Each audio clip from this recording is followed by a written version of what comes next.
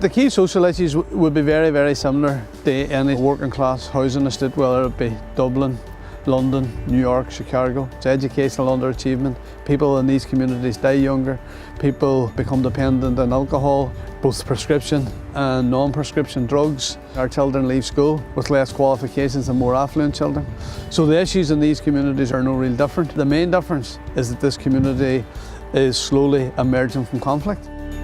The foundness was constructed for the past 30 years from a population of around 1,505 schools down to a population of 301 school.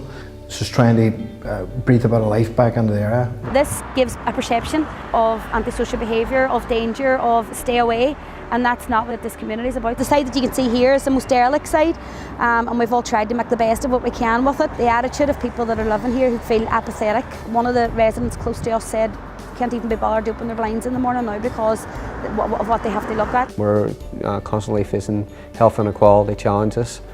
People here die younger, they get sicker quicker. The big problems are the big killers, the long-term conditions leading to heart disease, cancer.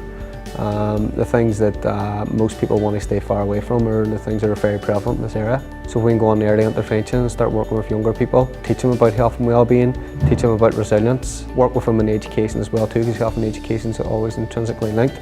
This building here we've been occupying for only 3 years, and we've anything from 3 to 350 children that access the service on a weekly basis. One of the biggest things that we don't have here is green space. We can take them out to play outdoor sports or outdoor activities. The quality youth service that's provided in the building doesn't reflect the building that it's in.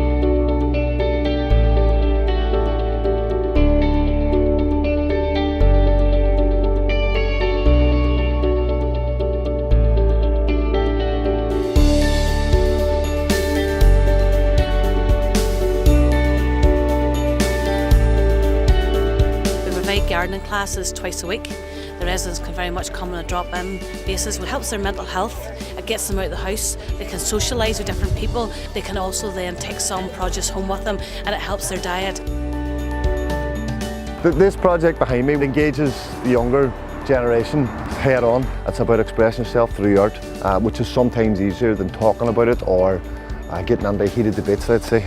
Growing up in Derry, we have a great, strong, rich history of murals. We believe so many murals should change and keep current with the times. If you travel anywhere around the world, there's massive graffiti, street art, mural cultures in loads of other countries. It's been used for political voices and oppressed voices to be heard, but it's also been used for just pure expression.